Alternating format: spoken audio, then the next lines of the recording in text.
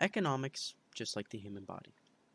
Economics is a pretty tough subject due to its large variety of theories and practices, so today I'm going to try and break it down by analogizing to something as simple as what we all have, a human body, and so that the Liberal Government of Canada can understand the results and the consequences of their actions and policies.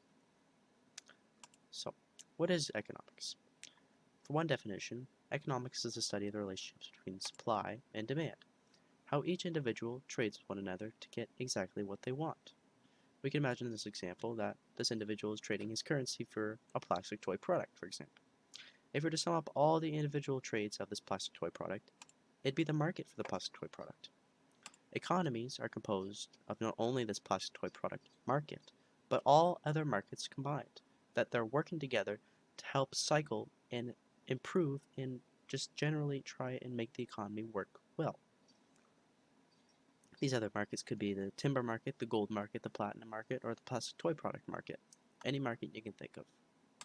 Economies are important as they are one of the fundamental aspects in building successful civilizations. If we look at two common economic models used as the backbone of empires throughout history, we can see market economies and capitalistic economies. Market economies are relatively older and capitalistic economies are relatively newer and a bit more complex. So what are market economies? Market economies are economies run entirely on the basics of economics, supply and demand. So, when trade is high, the economy performs well, and when trade is low, the economy performs poorly. The great thing about this economic model is that in harsh economic conditions, as as growth can never be linear without some setbacks, so any natural economy will eventually become ill, and when it does, depending on its habits beforehand, if it's fundamentally strong, this will determine how well it rebounds, how successful it is, and how long it takes. And since this economic model is pretty simple, I'll try and relate it to the human body. So just like an market economy, when the human body receives a good amount of exercise and a good amount of adequate nutrition, it performs well, just like when trade is high.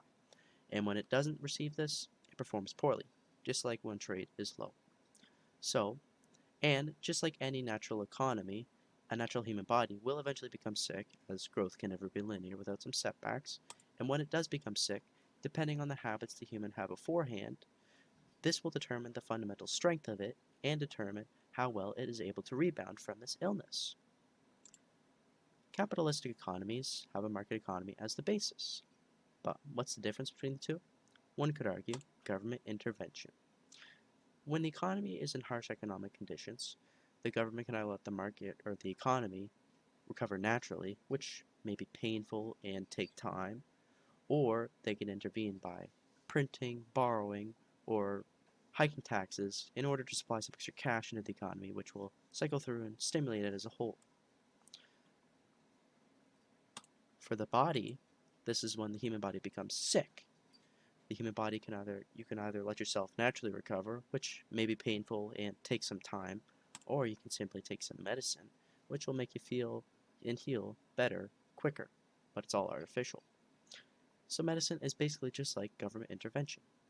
Medicine is really a great thing, isn't it? Well, not always. Problems arise when the patient takes medicine in too large quantities, continue to work, and they don't allow for their body to rest and do some natural recovery. This can result in weakening of the immune system, making themselves more susceptible to illness in the future.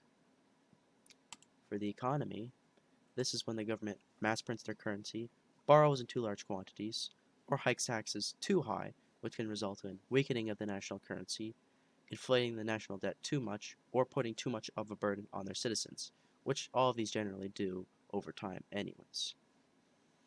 In the short term, you may get back on your feet quicker, but in the long term, your body, just like the economy, it becomes weaker and weaker each time this is done.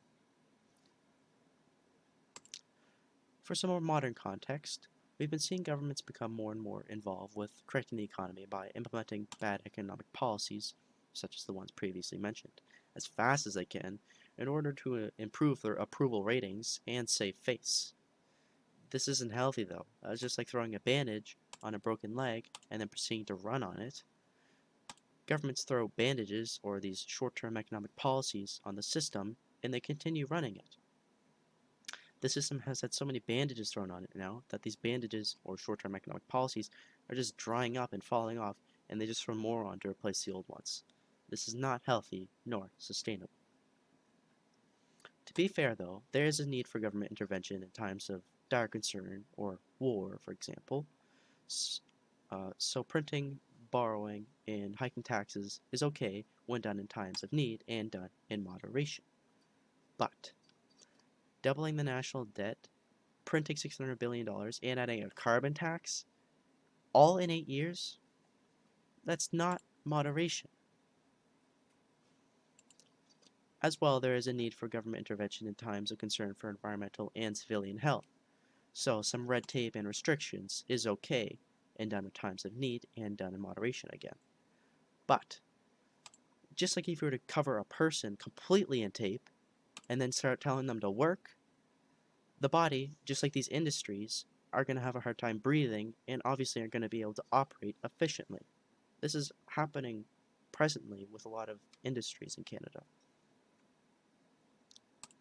So, to conclude, just like the body with a broken wound or being sick, governments need to understand that the system needs to rest. It needs to lay off this hard medicine and start replacing these bandages with some splints, crutches, and some good rest. Because just like our bodies, we really only have one economy. So we want to treat it well to not only last for our generation, but for all generations to come. Now that I've baby fed this information to the Liberal Government of Canada, hopefully they can begin to understand and act in the best interest of the country and their people. After all, they're supposed to serve us rather than themselves, and get them away from their detached ideas on how this country and its economy is best run. Thank you.